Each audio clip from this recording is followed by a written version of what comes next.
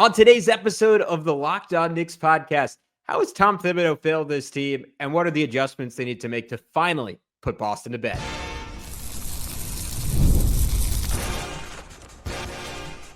You are Locked On Knicks, your daily New York Knicks podcast, part of the Locked On Podcast Network. Your team every day.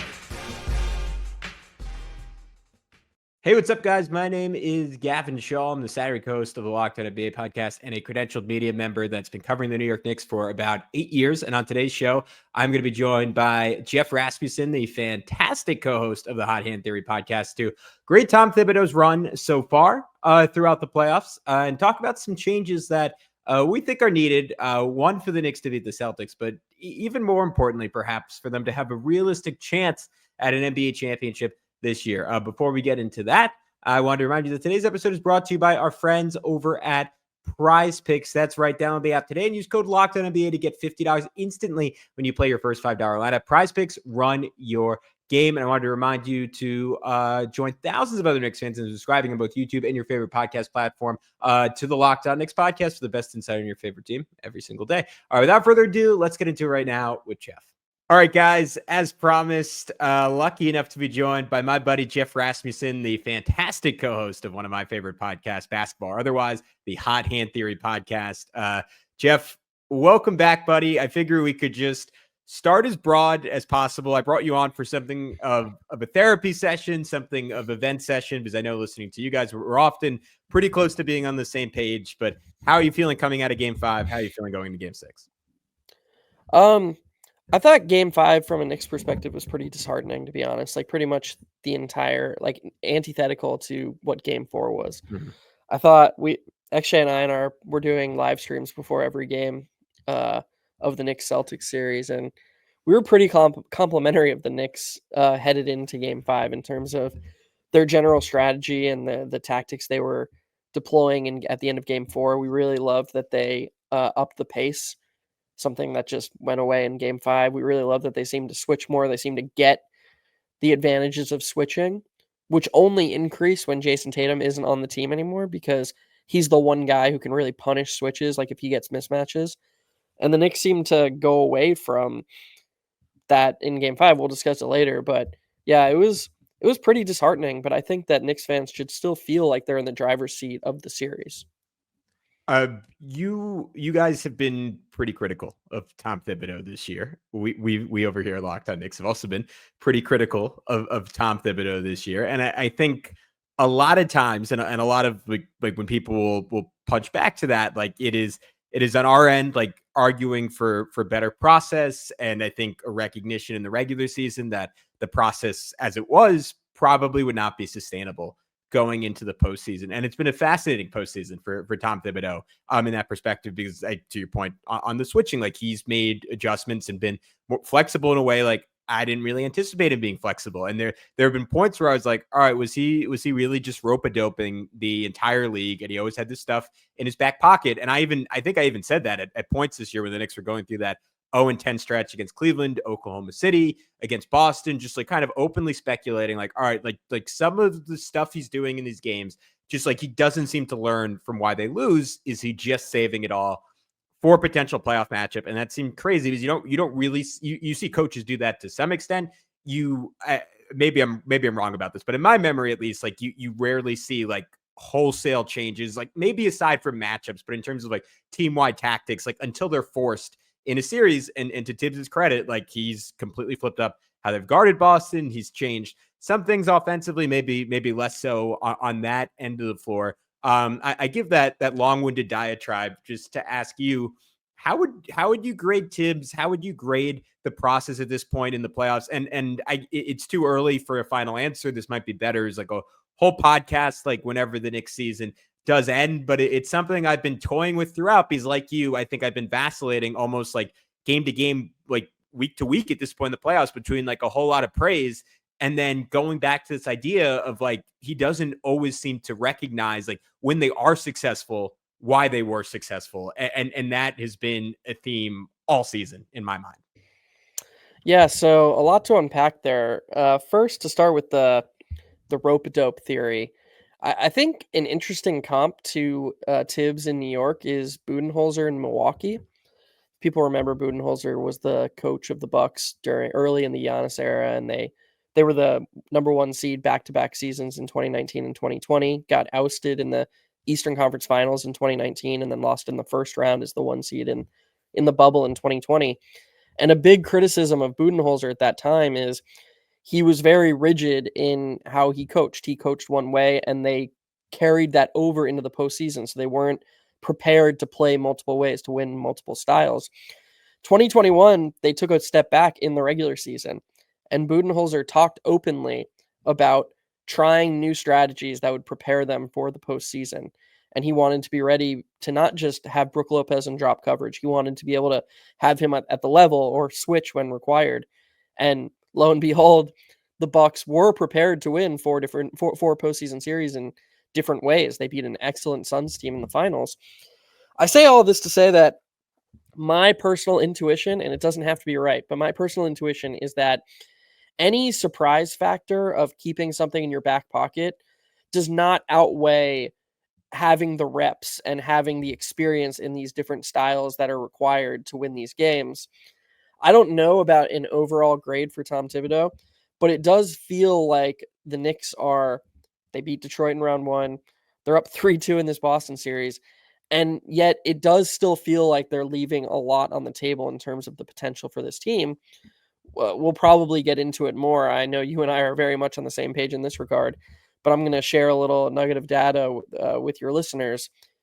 The Knicks starting lineup, Gavin, has played over 350 more minutes than any other lineup in the NBA. There's not a lineup within 350 minutes of them. They've played 1192. The closest is the Minnesota Timberwolves starting lineup. Their starting lineup in the regular season fell in the 51st percentile overall. So it was basically a league average lineup. In the postseason, this lineup, which is playing almost half of their minutes on the whole postseason, this one lineup is playing half their minutes. They're getting outscored by over 7 points per 100 possessions. So to me, yes, they are up 3-2 in the second round, but I don't see how you can look at that data point and be like, well, Tibbs got them to like he clearly is all in on this one lineup, trying to sort of patch together the minutes in between he can get back to this one lineup, and doesn't seem to have the recognition that these middle minutes, the time between the starters come out in the first and third quarter and when they come back in at the end of the second and fourth quarter, these are the minutes that are winning them these games. And there doesn't seem to be that sort of recognition. I think the Knicks will approach their ceiling to at least come closer to approaching their ceiling when there is more lineup diversity, when they do change things up a bit more. And I think that's still on the table for them. And we've seen Tom Thibodeau in the past. He does his best stuff when he's pushed up against a wall. I sort of feel like game 6 is a time when he's going to be pushed up against a wall again. We might see more Mitch with Towns. Mitch has been extremely effective in this series. Might see more Deuce. Deuce is playing way better this series than he did against Detroit. So these things are all on the table for him. I understand that they don't necessarily have the bench of an OKC or a Cleveland. I'm empathetic to that. I get that he kind of has to lean on these top tier guys, but there is a middle ground here, and they do have room for more lineups that have been far more effective than the starting lineup. Yeah, and I think to your point, and it's anyone who's listened to our podcast all year, anyone who's listened to your podcast all year has heard this ad infinitum, but I'll make it one more time. Like to the point that you are top heavy, you should be using that top heaviness to artificially create depth, and in minutes where like for Cat, like he might excel a whole lot more when Hart's off the floor because it forces Boston to guard him very differently and likely with a big. Hart might, and you guys have made this point better than anyone, more frequently than anyone. Hart might excel a lot more. It might be more needed when Brunson's off the floor because then, like, all right, like, how do you generate offense in those situations? And we saw the Knicks when Brunson sat at the end of the third quarter, they had no idea how to generate offense, and it was using Deuce, who we both love, in the worst possible way, and saying, all right, go ISO at the top of the key against Jrue Holiday, and like as great as Deuce is, and he did cook Jrue Holiday for 3 in the first half, like that is not going to go well. He's not going to create anything, probably even against an average defender. That is not going to go particularly well for the Knicks, especially in a series where like campaign has not been much of an option. That's a great time to tell Josh, like, hey, go get rebounds, and every single time, like push and see what you can create out of it. And by splitting those guys if you don't mind, Gavin, go I'd ahead. love to Yeah. just hop in here for a second, Yeah. because I think what you said about artificially creating depth is so brilliant. Yeah. You honestly, it's you gotta. I mean, I'm not gonna push being on Twitter to you, but I feel like people would benefit from you. I feel like I'm parroting things I hear you say quite often. Like Oh, I still thank you. use, I do the same with you guys all the time. So I still use your passive impact all the time, and I feel like I need to give you a shout out every time I say it. But the artificially creating depth with what you have is so brilliant. And here's an example of what you're talking about. So if you look at on Data Baller, if you look at their non-garbage time minutes of remove Jalen Brunson, and you're just looking at the next 5 best players who are healthy during this regular season, you've got Anunoby, Towns, Hart, Bridges, and McBride. all right, guys, next with Geoff, you will be familiar with this argument if you've been listening to this pod for a while. Is it finally time to start Deuce McBride, or is there an even simpler change the Knicks need to make in the starting lineup? We get into that in just a sec here on Locked On Knicks. But first, I want to tell you about our good friends over at Prize Picks. Basketball season is at its peak, and with the playoffs heating up, now's the time to put your sports knowledge to work with Prize Picks, the top platform for daily fantasy sports. Prize Picks makes it incredibly easy. You pick more or less on at least 2-player projections, and you're in. Whether it's points, rebounds, assists, you've got a shot to win up to 2,000 times your entry. This week, specifically for tomorrow, I'm looking at Jalen Brunson to score more than 26 points in Game 6. I'm looking at Mitchell Robinson to get over 8 rebounds. The app takes less than 60 seconds to use, and I love that I can mix and match basketball players with other sports like baseball or esports in the same lineups. Tuesdays are even better with Taco Tuesdays, where player projections are discounted up to 25% for even more value. So download the app today and use code LOCKEDONNBA to get $50 instantly after you play your first $5 lineup. That's code LOCKEDONNBA to get $50 instantly after you play your first $5 lineup. Prize Picks, run your game. That 5-some without Deuce McBride played 1,000 minutes together. 1,000 minutes of the foursome of Bridges, Towns, OG Anunoby, and Hart. But those lineups work, and this isn't a singling out Josh Hart thing. You can take out Bridges. You can take out Hart. You can take out OG Anunoby. That foursome would work across the board, and yet combined, Gavin, of the 4-man combinations of now Deuce in for Bridges, Deuce in for OG, Deuce in for Hart. I'm doing some quick math here. Combined, it's like 570 minutes. They played all 5 of those lineup combinations, played almost barely half of the one combination of the 4 that he's leaned on. So this is where I lose a little bit of that empathy about the depth, because you're so right. Yeah, sure, they don't have a great 8th man. They don't have a great 9th man, but they do have a very effective 6th man who thrives in these lineup combinations. There simply is more room to get Bridges off the court, get him some rest, get Hart off the court, get OG Anunoby off the court, and create more balance across the lineups. They just don't have to lean on this one lineup that frankly hasn't proven to be very effective all season long. I mean, you're just not maximizing each guy individually, right? Like it's what we saw when Jalen Brunson was out. Like we saw what Mikal Bridges can do on the ball. We saw what OG Anunoby could do on the ball. Like I don't know if he'll, like, he would never shoot like that over a full season, but hypothetically, a full season of that is quite literally like a second team All NBA, worst case third team All NBA type player. And like we just have not seen that this postseason, because both him and Mikal, and I don't want to totally let those guys off the hook, because right, they've also individually had bad games, like where they just haven't shot well or haven't made great decisions or haven't been aggressive enough in spots.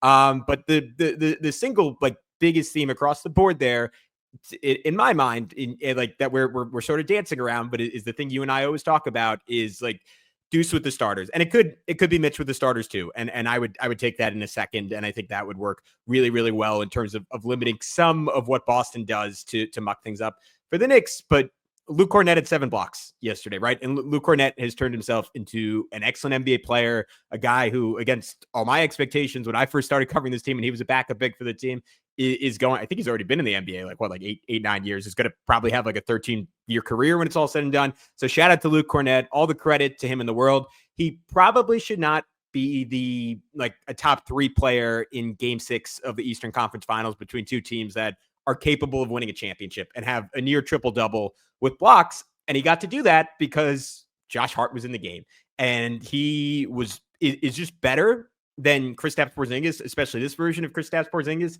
at making the Knicks feel the maximum amount of pain.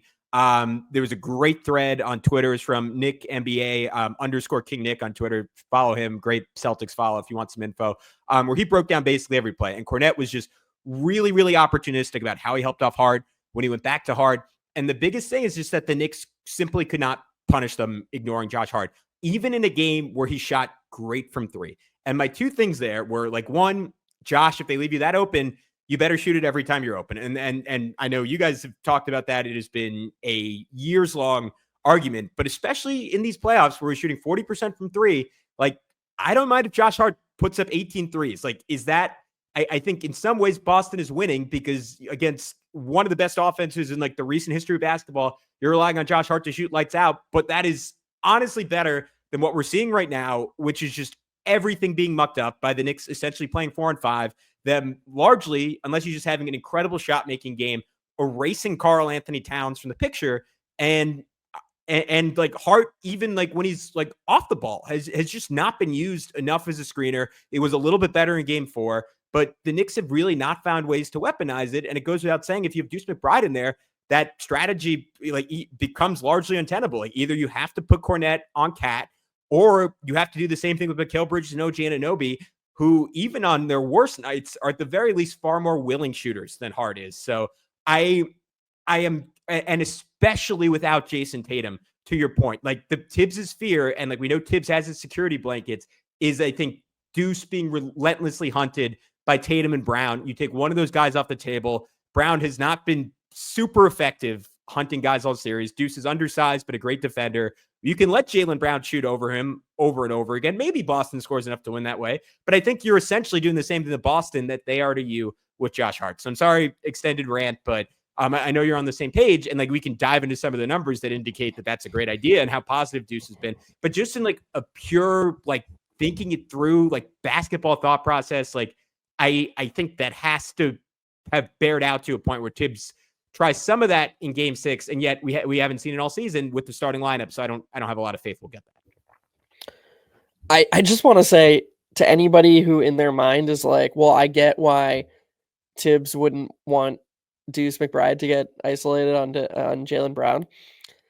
Every single Knicks fan should be on their knees begging that the Celtics devolve their offense and run it just a series of one-on-ones of Jalen Brown through Deuce McBride. Like, Game 5 should be the nightmare. That should be the nightmare scenario, is all their role play. They don't have anyone who can create threes. Doing this getting out in front of potential mismatches that you're afraid of by hedging and pre-rotating, and then expecting these guys who have played so many minutes this season to be perfect with their rotations and getting back onto the shooters. That's so much worse than just living with Jalen Brown beating you one-on-one inside the arc. It just is. I think that's an objective truth almost.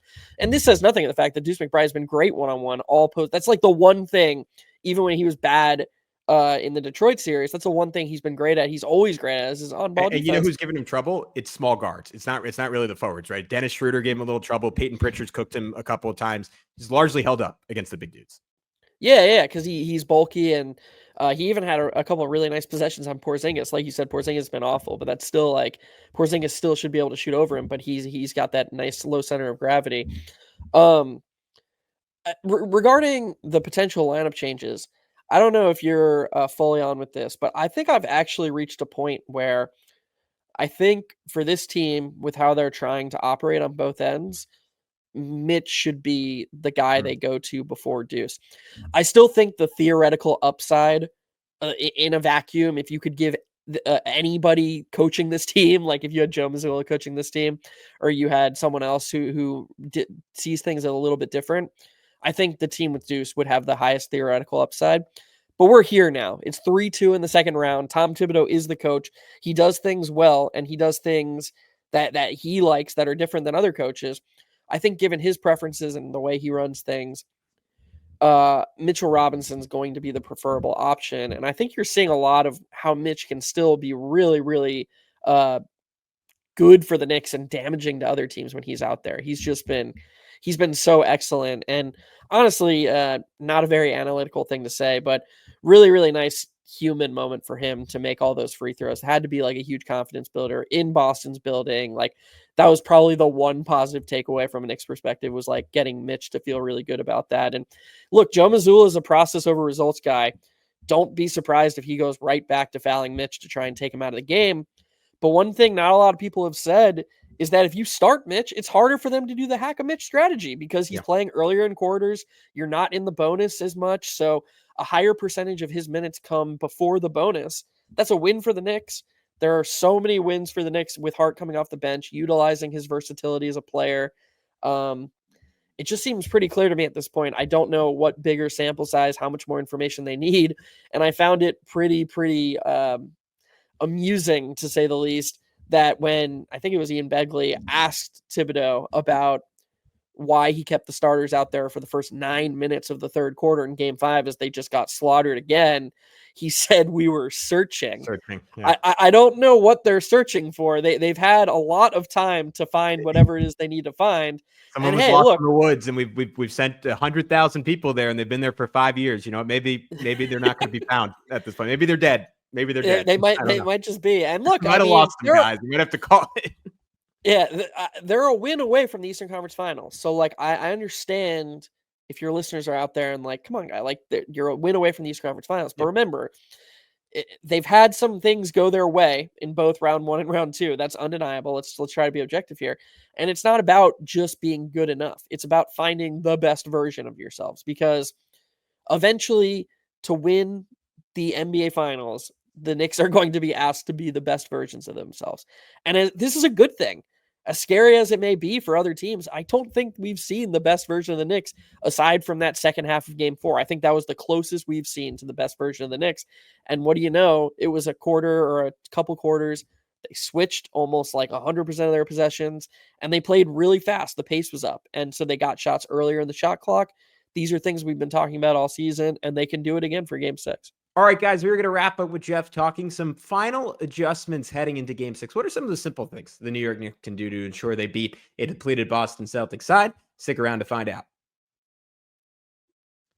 But first, I want to tell you how you can actually get into the game. There's nothing like the NBA playoffs. The intensity, the buzzer beaters, the fans losing their minds. It's the kind of atmosphere you have to experience live to really believe in. Trust me, anyone who went to some Knicks Sixers games last year, like I did, that was different. I mean, there's just nothing like that. But honestly, even this year, like the Jalen Brunson buzzer beater against the Pistons, the insane back-to-back comebacks against the Celtics, like, these are going to be some of the best experiences of your life. And if you want in, Game Time makes it fast and easy to get seats, even for the biggest playoff games. Pricing on the app actually drops the closer it gets to tip-off. And with killer last-minute deals, panoramic seat views, and no surprise fees, Game Time is a total game changer. I was just on the app looking at tickets for Game 6. And you might be thinking, Gavin, it's impossible. It's just too expensive. But with Zone Deals, they're actually offering 60% off in great sections. And with the Game Time guarantee, you know you're getting the best deal. If you find a better price in the same row section, they'll credit you 110% of the difference. Plus, if you're waiting for football season, the NFL schedule release just dropped, and you better believe I'm already looking at my fall calendar and picking which games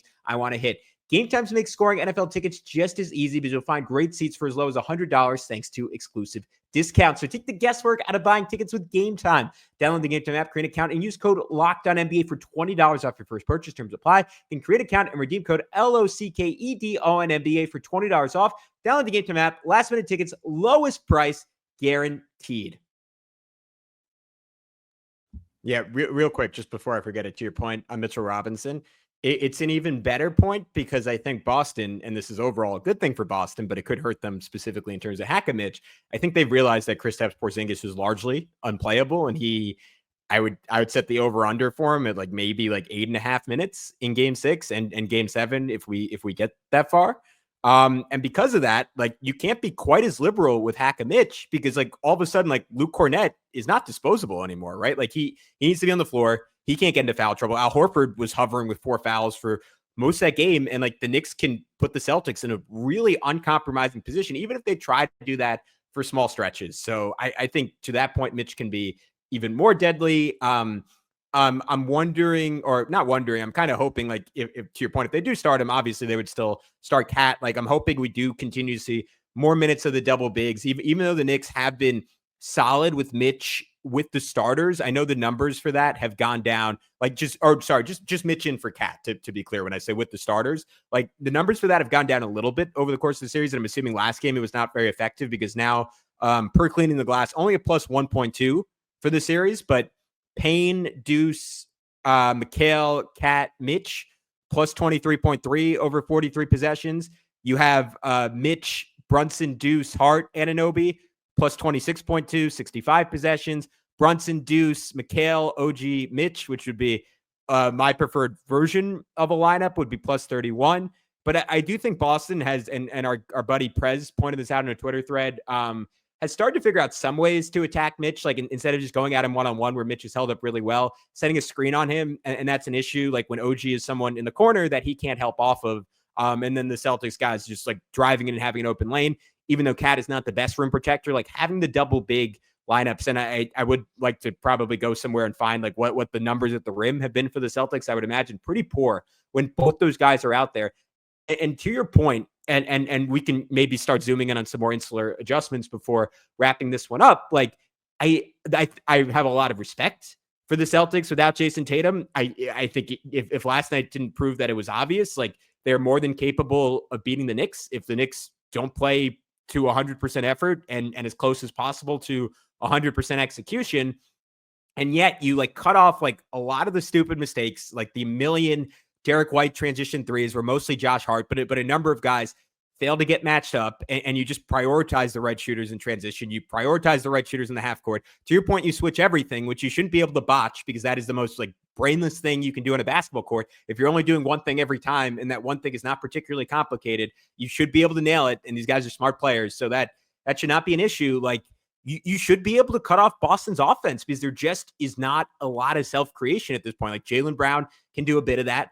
Peyton Pritchard can do a bit of that, but overall, like they are not going to generate the same number of threes if you're just switching everything, if you're playing with a whole lot of size, even if Deuce is not starting, if you're giving him as like another elite perimeter defender a good amount of minutes, you should be able to just suffocate Boston defensively, and they shouldn't be scoring 127 points against you in any scenario. And maybe there's one game where they hit a bunch of high degree of difficulty threes, but like even last game, like they didn't make like a ton of crazy threes. They were mostly the open ones that they were hitting. So I do think there's a world by starting Mitch, by leaning into Mitch, especially when you're winning the possession battle with him out there, it just becomes really hard for Boston to score enough to beat the Knicks. I mean, let's just say like twice even. Like I think that gets really hard. Again, this was the opposite of Game 4. The Celtics at halftime of Game 4 were 12 of 24 from 3. They were up 11.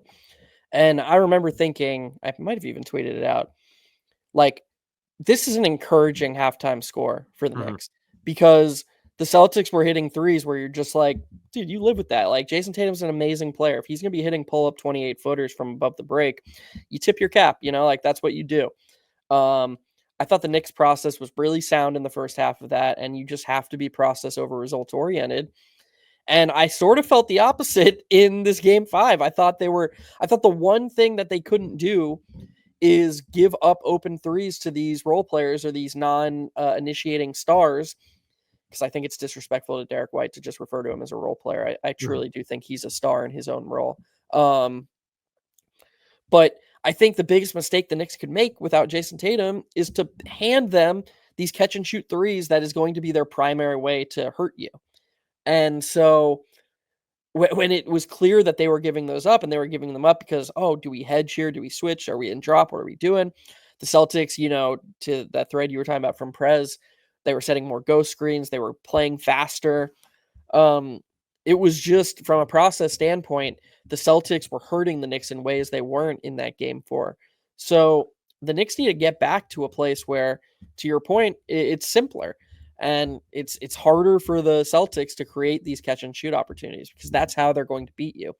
I am close to 100% certain that they won't beat the Knicks if they're just trying to like take Knicks defenders one-on-one and getting inside the arc. The way this team is going to beat the Knicks is a flurry of 3-pointers. You can't hand them to this team on a platter.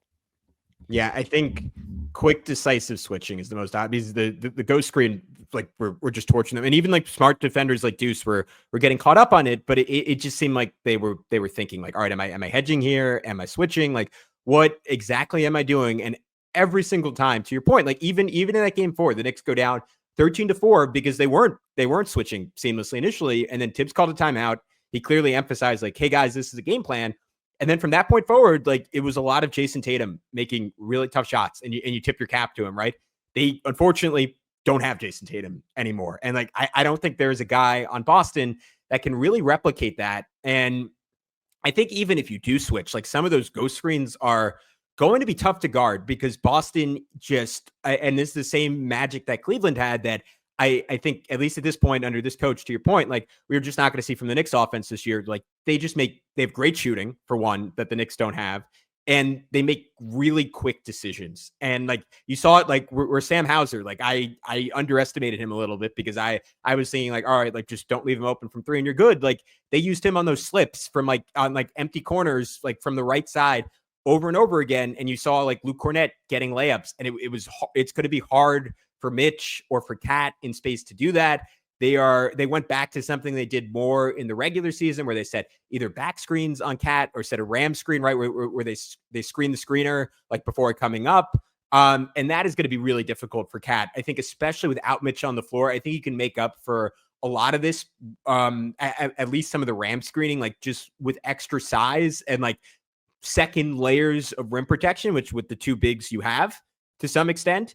I do think Boston has figured out some ways. So I don't want to like totally like de-emphasize what the Celtics are doing, because I think even if the Knicks execute well, there's stuff there that's going to give you trouble. I think what we're both getting at is like the Knicks should be able to scrape enough offense, especially with Mitch in there for Hart, to counteract that if they are largely having good process defensively. And like, again, like on those empty side things, like those have to be just like instant switches. And if they are, you give yourself a chance. You give yourself a chance to rotate at least, play out of that. Like maybe times they burn you, but like the numbers should go your way over time. Unless you have anything more on that, like are there any other specific adjustments you're looking for game 6 or just kind of for the Knicks to make going forward in general?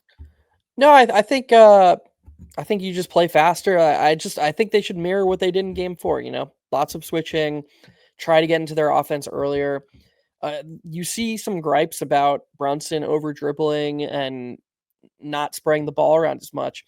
I think it's important to understand that when they're at their worst pace wise, Brunson doesn't really have a lot of options. There's less time on the shot clock. And so what you saw in that third quarter run when him and Bridges were just dicing the Celtics up is they had more options at their disposal. And it's going to make them tougher to guard, especially when you're as just wonderfully gifted as Jalen Brunson is with the ball in his hands. But I think overall, the theme you're getting at and the theme we're getting at here to sort of bring this full circle is it's not about de-emphasizing, as you said, credit from the Celtics. They're an amazingly coached team, but we're talking about a team that's replacing arguably their 2 most important cogs of their ceiling in terms of Jason Tatum and Kristaps Porzingis with Sam Hauser and Luke Cornett. Like, and they're still finding ways to hit their 95th, 99th percentile as a team. The Knicks should not be falling behind this team. The Knicks should be out in front of this team. That's where they should be. They should expect to be, but they have to, like the Celtics, hit their ceiling. They have to try to maximize all their players. And until they get to that point, this is just going to be the theme of this team. And that's that they're kind of leaving meat on the bone. They're still not hitting their ceiling, and it's just really important. And I think I hope for Knicks fans' sake that game 6 is where it starts, because I think they really need it to be done. All right, I'll throw out 2 more adjustments, and then we can wrap this up. The spacing principles, and again, this is another thing you and Extra just do a great job of breaking down and educating me on, because I am starting to see it in real time where I was not seeing it in real time all season. That is not something that is going to get fixed. And especially like Cat is in La La Land a lot. And I empathize with him, because part of him is thinking like, all right, if I have Drew Holiday on me, I should not just be sitting out behind the arc. And I get that.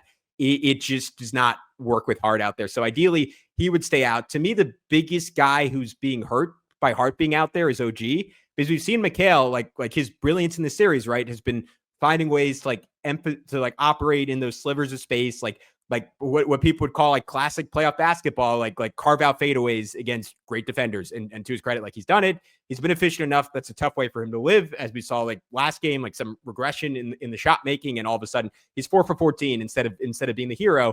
But the one person I think it just kills beyond Cat, obviously, is OG Anunoby. And like he has been reliant on like shooting, like being hot from three, which we saw in games 1 and games 4. He obviously was 2, 3, and 5, not so much. And it really hurt the Knicks.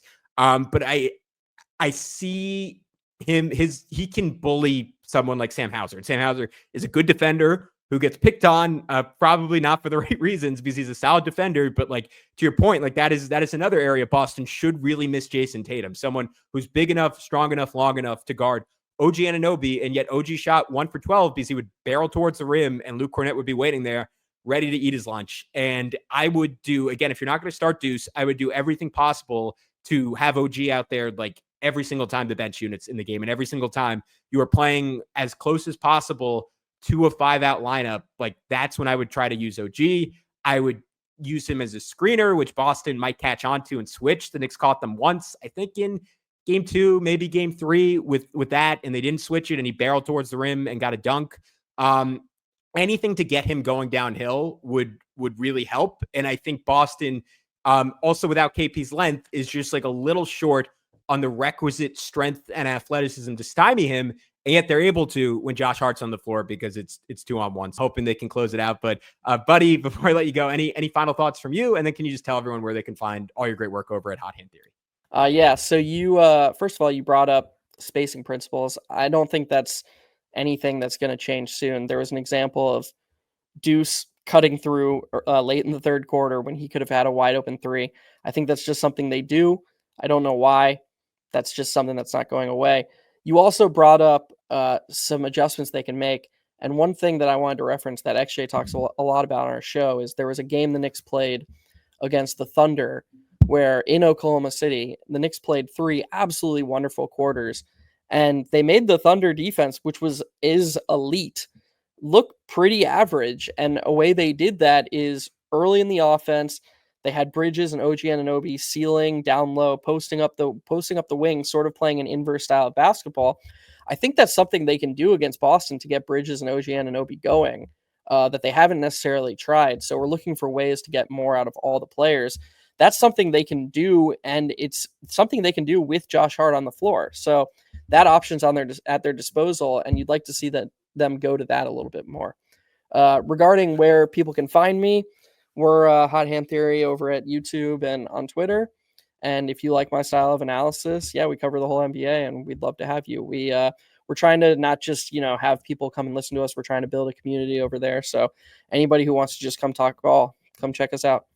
Yeah, I've said it a million times, but I'll say it again. Love everything you guys do. One of my 2 or 3 favorite NBA podcasts, period. And I'd highly recommend checking out the pre-games. It's a lot of fun, and it's cool to get a level of insight that you are just unfortunately never going to get on network TV. So I'd highly recommend tuning in for that. Tuning in for their weekly episodes covering the Knicks and the NBA as a whole. But until then, he's Geoff with Hot Hand Theory. I'm Gavin Schall with Locked On Knicks. We'll talk to you soon on both pods.